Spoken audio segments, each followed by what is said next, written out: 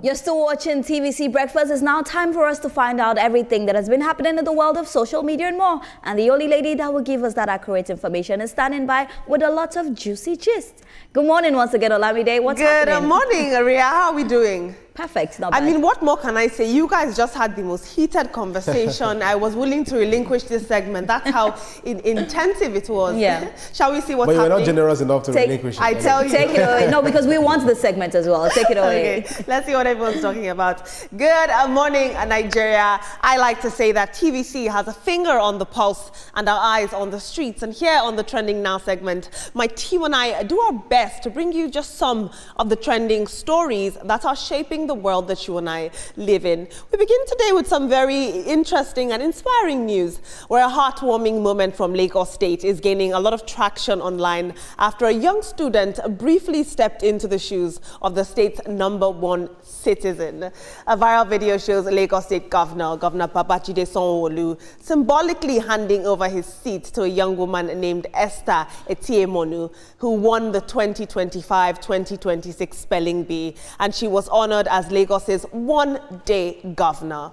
Now, in the clip, the governor welcomes the young champion to his office, as you can see, and he encourages her to experience leadership firsthand, a move that many say promotes academic excellence and inspires young Nigerians to dream big. This initiative reflects Lagos's tradition of rewarding exceptional students with exposure to governance and public service. Of course, this moment has sparked a lot of warm reactions online, with many praising the symbolic gesture as inspiring, while others join the conversation by sharing what they would do if they were given the chance to govern Lagos for just one day. Let's take two tweets. Everything Politics says, big congratulations to Esther Etiemonu, a proud moment for her and for Lagos. Hopefully, as she grows and aspires to greater leadership, we will judge her by merit, not by narrow definitions of who is Lagos enough. Talent should never be limited by identity politics. ISIP says, this is really nice to see. Seeing Governor Babajide Sanwo-Olu give his seat to a young student for winning a spelling bee shows that hard work still matters. If I had that seat for one day, I'd focus on improving schools. Education is the real power. No, team, last year, the House of Representatives had somebody, sit on the speaker's seat for a day. This happens. This is how we encourage young children to politically participate, and this is how we enfranchise them. But some people might argue that, the reserved seats for women bill is still lagging, but symbolically we're handing over the seat to little girls. But this was heartwarming, and it sends the right message, don't you think, Mr. Showumi? Yeah, absolutely. I mean, this started when the president, Asiwaju Bola Ahmed Tinubu, was the governor of Lagos State. He started that tradition, and that tradition has survived till today. And of course, it's been a focus of trying to, promote excellence within the state in the educational sector. And it's been achieving that very purpose. And the fact that the tradition, has continued till today, it shows that it's a good legacy to leave behind. So whenever you go through a public office, you should remember, do things that people will continue to benefit from and remember you for. Well, I am very proud of Esther. When I see young ladies like this just, put Nigeria on the map, it's such a beautiful feeling. Very, very intelligent girl. And, I'm so happy for everything that she's getting and the recognition she's getting. I'm happy that when someone does something very good, we get to reward them publicly so that other people can see and learn from it. But what Babajide Sanwo-Olu did is so noble. But when it comes to him, I always say he's one governor that is very accessible. I remember when Tunde Okoya, got the Guinness World of Record, he went to greet him. I remember when Hilda Basi was doing Hakukaton, he was there. So I love the fact that he's always available for the youth. That's something that's very commendable that he does. But big congratulations to little Esther. We want to see more from you and other young ones. Leave TikTok, leave Instagram, focus on spelling and just make your Nigeria and your parents proud. Congratulations, Esther. When you're good, you're good. When you're brilliant, you're brilliant. And you just get yourself prepared, because that opportunity might come one day, a day that you never expect that it will come. So that's where we say preparation meets opportunity. So it's a sign, there's a wake-up call, a motivation for the younger generations that you can always attain that enviable height that you've always coveted. So congratulations to our one-day governor. I hope that one day you not just become a 4-term governor, but one-term governor of 4 years. You might eventually be that of 8 years, 2 terms. Absolutely. I don't know if you also noticed him. She's also wearing a fila, just like the Governor Sanwo-Olu. You know, this is amazing to watch. Thank you for your input. Moving on, a fresh debate over Nigeria's presidential tenure has emerged as one Senator, Kenneth Eze, is proposing a single 16-year term for the president, replacing the current 2-term 4-year structure that we have. Now, the Ebonyi Central lawmaker says that the existing system disrupts policy continuity, arguing that governance slows as early as the 3rd year when all our attention shifts to re-election campaigns, leaving projects and reforms unfinished. He describes the proposal as a governance discussion, not as an attack on democracy, and he's now calling for a national dialogue on constitutional reform to examine whether a longer single tenure could strengthen policy implementation while preserving democratic checks and balances. Let's have a look at what you have to say about this on social media. Senator Eze, very bold reforms you're pushing, sir. Block Hire says, Nigeria doesn't need a 16-year term for one person. Everything can be done in less than 4 years if we're a serious nation. We need to prioritize building institutions rather than building strong people.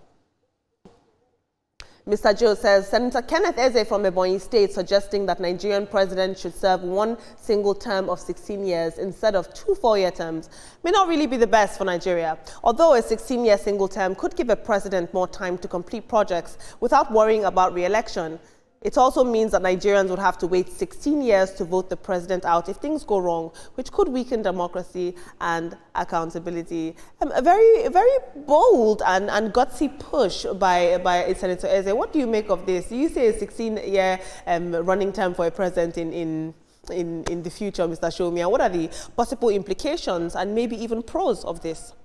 Yeah, for those who are arguing that we need stability, continuity, in order to ensure that we continue to develop and we don't keep getting disrupted by elections, are looking at people like countries like Malaysia, when Mahathir, came into Malaysia as the prime minister and developed Malaysia. Then some will point to Singapore, Lee Kuan Yew, and all that. Those are the arguments for it. But in a multi-ethnic country like Nigeria, Nigeria is not mono-ethnic. It then becomes more difficult, and of course, it has the capacity, to create tensions within the country. I think we're better off sticking with what we're doing currently than making it prolonging the tenure of the president to 16 years. If there's anything I believe that change is constant, and I believe that when you're in power, it's not your birthright. At some point, you will get to leave. I think this is quite a long stretch. Whatever you cannot do in, 4 years, then, how do you now want to do it in 16 years? I feel like, just imagine now having a wrong person. It now take you 16 years, just like the tweet you read, to, vote that person out. For me, I'll say we should just work on better reforms. When you're in power, do bold reforms and do them as fast as you can. The lens doesn't matter. It's the action that matters for me. Absolutely. It's neither here nor there for me. As you said, Ria, imagine if you have a very good visionary president, and then you see the country developing on a steady rise. But if you have a very, very dangerous person there, as we had in Pol Pot in Cambodia, Mao Zedong in China, we have Adolf Hitler in, Germany. I can go on mentioning all of those names, and we saw even one of them turning the country to killing field. Mao Zedong of China at the time also, turned the country, into a very, very huge famine. But there is another positive example, which you mentioned, Mr. Showme, Lee Kuan Yew, who was even at a point, from third world to first world. This man did a whole lot for Singapore, and we talk about Singapore, today, to the fact that the West, they do not even want to agree. They had to look for one way to just make him bad by calling him benevolent dictator. So this is something that it's very, very difficult. But I think that we can increase it from 4 years, maybe to 6 years or thereabout, so that we'll have steady, consolidation of whatever it is that an administration has started. But one thing we must believe and do continuity. That's government should be continual. Very interesting perspectives, team. Thank you so much. Moving on to some very disturbing news where a case from Ogun State is sparking outrage online and it's renewing conversations about sexual violence and victim protection in Nigeria. Reports indicate that on the 15th of February, a young woman identified as Mirabel was attacked in her own home by an intruder who was allegedly forced his way inside. He then proceeded to sexually assault her and left her severely injured. This is what she had to say about the ordeal. Around 9, I heard knocking on my door and I thought maybe it's one of my neighbors. Quickly I opened the door. I got pushed back. Before I get to my door, like there's my fridge and then a few steps forward, there's my door. I hit my head on the door because I couldn't, I got pushed back. I hit my head on the fridge. I passed out. When I opened my eyes, there is a man over me. There's clothes stuffed in my mouth and tied, and I was just there, mumbling. Maybe somebody could hear me. In messages reportedly sent to this young woman by the perpetrator after this incident, the attacker allegedly then referenced his family influence and his past personal grievances with that young lady, essentially justifying his attack against her.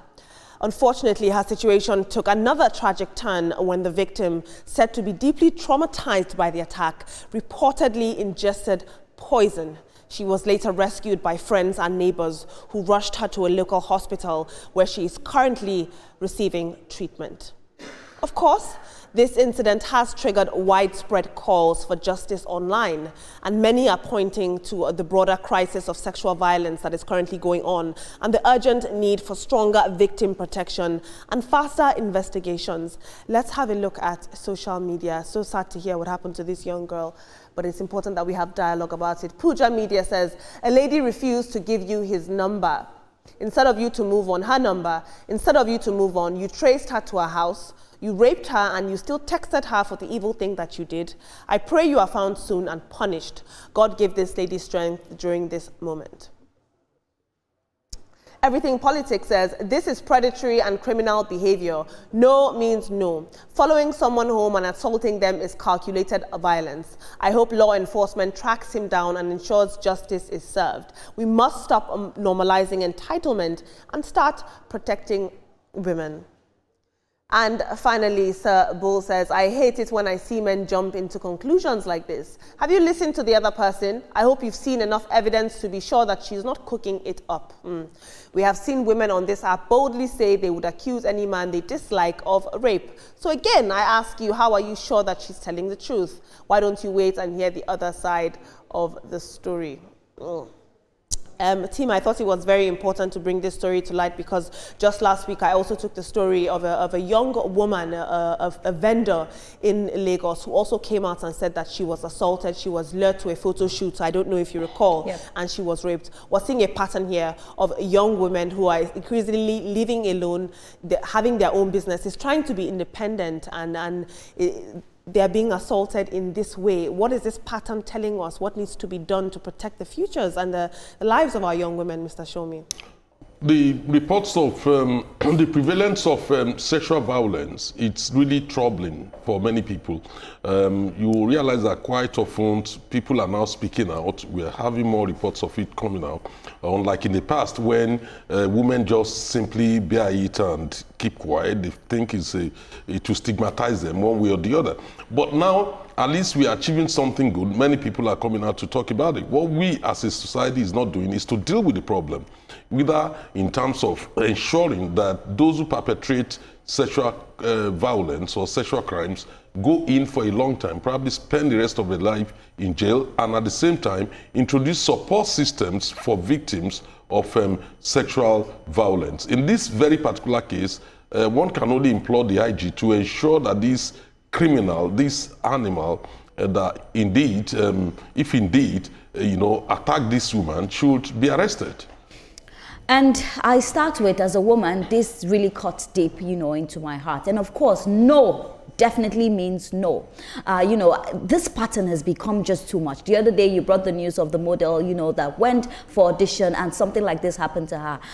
Women are now speaking out, but the problem I have with it is that once they speak out, they need to get justice. Because if these women continue speaking out and there's no justice, a lot of people would not want to speak out. This is a very, very sad case. And from the message that this man wrote to this girl, it just shows how evil he is. Because you are even writing that, you know, your family is influential. This is the time that we put people like this behind bars. Our women need to be safe. She didn't go out. She was in the comfort of her home. This is very worrisome. And I'm just hoping that the Nigerian police will take this case head on and make sure that this man follows and, you know, really gets the weight of the law. It's quite very irritating that you would do something like this to a woman. A woman oftentimes, you know, is just there on her own, helpless. Then you as a man, you tie her. I was watching the video and it's just really traumatizing. I can imagine the trauma that she has gone through, even to the fact that she wanted to take her life. Nigerian police, we need to do something. When these people come out and they speak their truth, we need to make sure that they get justice. Another Epstein file, you know, unfolded right before our eyes, and do we want to sit and watch unconcerned? Because this is a woman who has been under attack, and then we have a whole lot of people who are not even coming out to speak. Ria, I completely agree with you when you said that, you know, you are courageous enough when you come out to speak about, you know, the criminality or the crimes that have been done against you. But if you speak out and there is no justice, then you are discouraging others from speaking out. So we must do something about this. That guy has to be tried, put behind bars, and if anything, maybe if he truly sexually assaulted her, he should be castrated. Young women, please stay safe and keep speaking out. Thank you so much for your input, team.